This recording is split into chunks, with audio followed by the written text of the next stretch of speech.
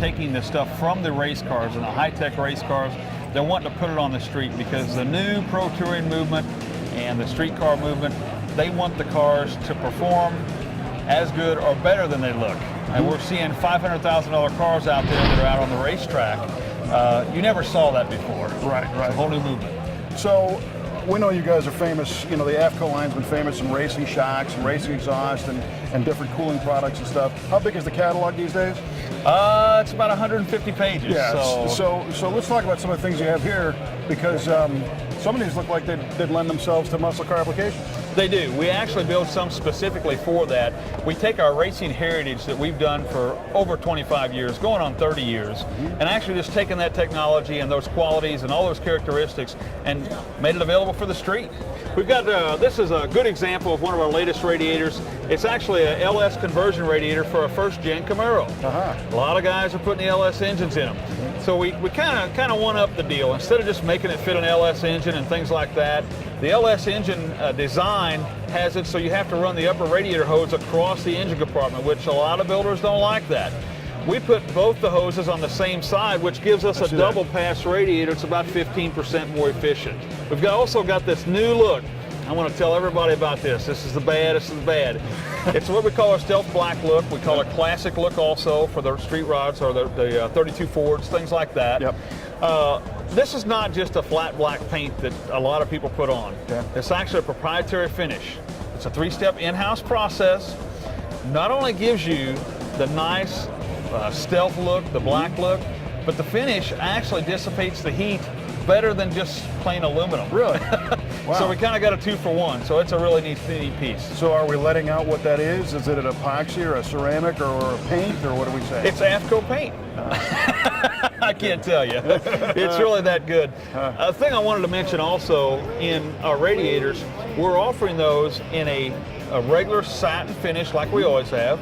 We're also offering them in the black finish, and we're also offering in a full polish show finish. Okay. So whatever kind of car you're doing, we got you covered. We offer them with single or dual fans, or no fans at all, with transcooler and without transcooler. Okay. And I see this one here also has kind of a shroud built in and mounting brackets.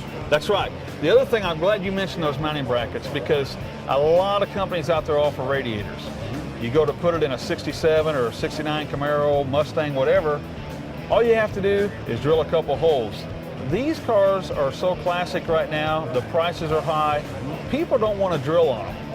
So we make all of our radiators what we call direct fit. It is the real McCoy. When you drop it in, the only thing you put in your radiator support is bolts. Wow, cool. Factory holes. Now I do see this one with the dual fans. Do we have any sort of rating as far as power levels or what you recommend the use for? What we do with that, and there's a lot of mystique about there. We get a lot of calls. People say, well, will your radiator cool 700 horsepower? And I'll tell you what it gets down to. I've answered a lot of questions this week pertaining to that. What it really gets down to is there's a formula we use. It's tried and true. It works. For all of America out there, 1 square inch of core for every horsepower you're producing. If you go by that golden rule, you won't go wrong. You can cheat that a little bit by maybe putting the transmission cooler as an external cooler. Separate, yeah. You can also buy a little bit of extra cooling capacity by putting a good fan and shroud, a good sealed one. Yeah. So you can kind of cheat it up a little bit, but if you go by that golden rule, you won't go wrong. So 1 square inch per horsepower. Now, something like this, are we talking different core thickness or? Glad you asked that. You're hearing a lot in the market out there about triple core, 4 core, all these different things to make it happen. The old copper brass were rated that way. Exactly. What happens is, let's just exaggerate it and let's go to the highest one, which is a 4 core. No doubt about it. There's more cooling surface there. However, you still have to get the air through it. So the airflow goes down, cooling surface is up. What we found at AFCO is the best happy medium is a 2-row radiator, 1-inch rows. That gets you the best balance between airflow and actual cooling surface. Very cool. And that's what we use exclusively. It's interesting that you're willing to articulate that formula, because a lot of people, it's just voodoo, kind of smoke. They don't know. Yeah, Nobody has anything to go by. And how about availability? You mentioned the first-gen F cars. Do you have any other models for direct fit? You name it. I'll show you our catalog. We've got about 16 pages of direct fit. Wow. I mean, you name it. First gen Camaro, second gen Camaro, Dodge Cornettes, Dodge Challengers, Dodge Chargers, Ford Mustangs, Ford Torinos, the whole deal. Stock engines and retrofits for Stock engines and retrofits, yep. The other thing I want to mention, and you talked about that retrofit, we build all of our radiators in-house. Okay. So let's say a guy calls, and they do, and they want to put a brand new Buick engine in a 58 Olds. We build all of our stuff in-house. We'll build you any radiator you want. We'll build you a custom, whatever you want. You tell us, you call us. You guys have any formulas or blueprints on how to make a guy, help him figure out what size and what he needs for outlets, dimensions, and all the rest? We do. We have a template we're working on it's going to be up on our internet site very shortly, AFCORacing.com. Cool. We haven't mastered that yet, but we know that is a struggle for most of our customers.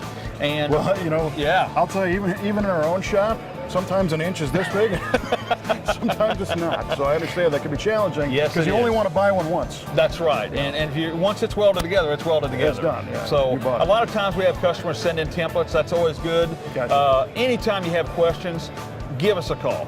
We'll walk you through it, and a lot of times you'll say, I want the inlet here, outlet there, and we'll tell you, well, the tank's not wide enough. Can we widen the tank? Gotcha. We'll go through that with you and make sure, because we understand you're spending a lot of money on the car, you want it right. But it sounds like with that many applications, chances are, especially for our viewers are mostly muscle car guys, you're going to probably have something that's going to work. Have you ever heard there's an app for that?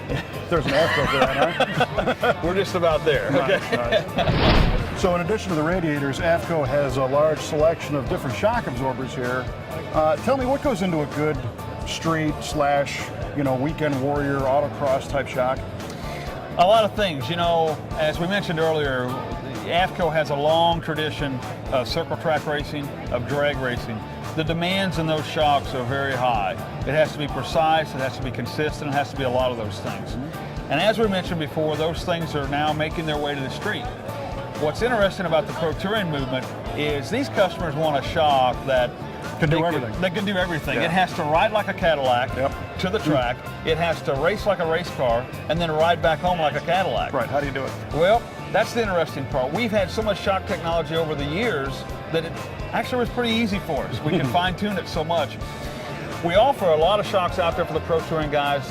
The two probably most popular ones are your double adjustables, and then also we have this Canister double adjustable, which I have here. This piece right here, basically what you have is it's a monotube style shock, so you get that big piston, a nice smooth ride. And this here is actually a reservoir that has a bladder inside it that you can put adjustable gas pressure in. And what's interesting about ours is there's a lot of shocks out there that you can adjust, what we call the compression and the rebound. Sure, right. However, when you adjust one, it seems to affect the other one. Okay. Not as much, but it seems to affect it. With our racing tradition, we've separated that years ago. Okay. So when you adjust compression, that's all you're going to adjust. So now in this, we have a nice, truly separate circuit for compression and for rebound. And now you're telling me there's a separate gas reservoir as well? That's right. What you can do is, with this piece right here, there's a bulb inside here that holds the gas, okay? You can bring it down to 0, or you can put it up to 115, 120 PSI. So you pump this up with gas, it's nitrogen gas. Yeah. It actually acts like the car has a stiffer spring. It puts what we call preload in this shaft. As you air this up, this shaft will come out. Oh, no kidding. That's correct. Wow. So is this whole thing is a gas system, or is this also hydraulic? It's hydraulic and gas. Yep, the gas is in the bulb. All the oil and hydraulics is outside the bulb and in this Very right interesting. here. I'm familiar with some of the high-end European cars used a hydraulic oil shock with a reservoir of nitrogen, compressed nitrogen. There you go. And you hit a small bump, the nitrogen compressed, hit a big bump, and it was the hydraulic. So you got kind of the same deal, but That's it's exactly adjustable. right. And it's ride height adjustable as well. Because it's a coilover. Because it's a coilover. Well, listen, we appreciate you taking the time. Hey, no problem. Cool stuff, and we'll have to investigate the rest, the other 155 pages of the catalog at a later date.